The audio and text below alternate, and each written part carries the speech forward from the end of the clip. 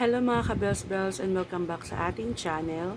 Ngayon is another video, another film, another video. So another video, another review na naman tayo ngayon. So ngayon ang i-review ko ngayon is a skincare, guys. Ayan. So alam niyo naman tayo, mahilig tayo sa skincare. So this is umiikot maganda, nakikita ko to sa mga sa mga reels, sa mga yung scroll ko sa TikTok, sa YouTube ba, sa Facebook, yan nakita ko siya. And alam naman lola nyo, masyadong chismosa sa mga ganito. So yun, sinearch ko siya agad. This is yung grass-fed beef tallow. Ibig sabihin, siguro yung beef kumakain ng grass. And yung tallow is, actually, ang tallow is mantika. Okay, taba ng baka na ginawang moisturizer. So, very organic kasi nga galing sa hayop. So, organic siya. So, eto siya. Ayan. Yan. So, natry ko na to for a week and guys, very sensitive ang skin ng lola nyo. Konting lagay, tigyawat. Okay? So, dito, hindi ako tinigyawat and super, ang effective niya sa akin is super lambot. Una, hindi ko muna siya tinry, guys.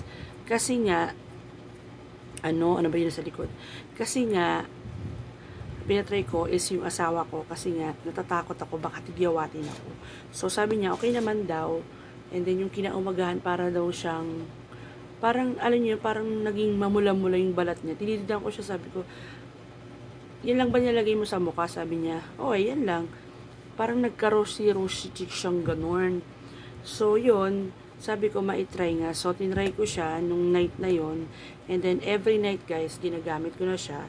And then sa umaga naman, ginagamit ko is ang aking Skin Reborn na toner and yung aking sunblock. So ito lang yung sa umaga ko with a soap. Yon. And then sa gabi, toner, soap toner, tsaka beef tallow. Yun yung skincare ko sa ngayon. Kasi sobrang lambot niya talaga, guys. Sa umaga, pagising mo, pag hinawakan mo siyang lambot. And, yun nga, sabi ko, pag hindi ako tinigyawat, dire-diretso ko siya. So, hindi nga ako tinigyawat. Wala akong tigyawat, guys. So, and then, sabi nila, kapag matanda ka na, magsisimula daw sa leeg yung pagtanda. So, yun, nialagaan ko siya. Naglalagay ako sa leeg. Nilalagay ko siya sa mga kamay kasi sobrang dry ng kamay ko, guys. Sobrang dry talaga ng kamay ko, lalo ngayon. I don't know why. Sobrang dry niya na nagkakaroon na siya ng spot-spot. Sa totoo. Para nagbabalat-balat na siya. I don't know. Kasi yung sabon kong ginagamit is nakakapagpabalat talaga siya. Kailangan mo talaga siya ng magandang moisturizer. Ayan, no? Kung nakikita nyo, ayan. I don't know, nakikita nyo. Ayan, no? Nagbabalat-balat siya. Ayan, no? Diba? So, yun. Nilalagay ko rin to para ma-moisturize siya. Kasi, pag hinawakan mo, magaspang siya eh. Yung part ng likod. Ayan.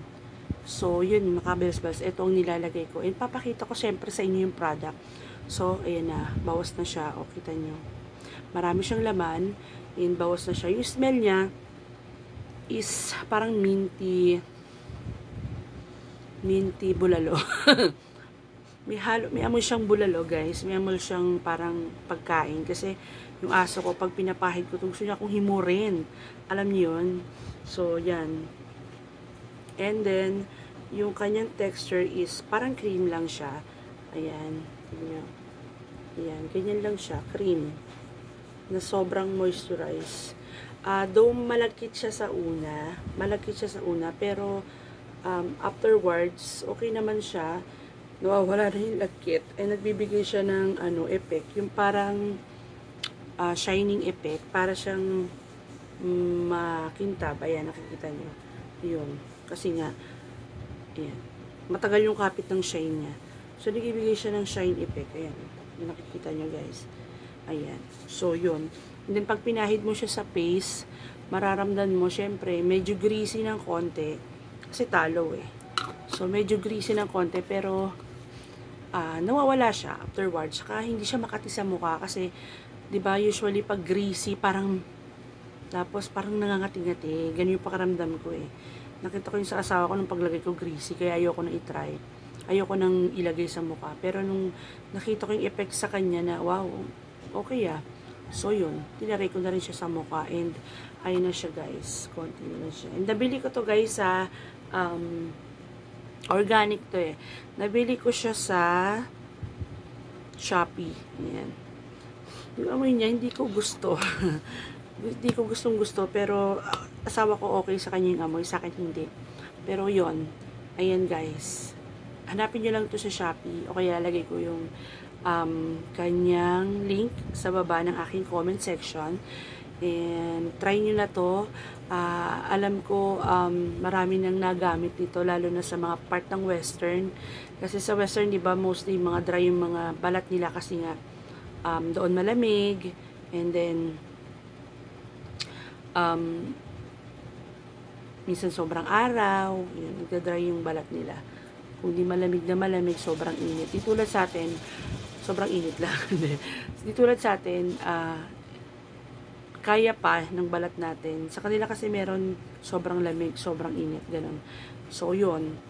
If you want to buy, ayan, meron dito sa Shopee and try ko ilagay dito sa description box or sa comment section yung kanyang link na pinagbilan ko nito and sobrang laki niya guys.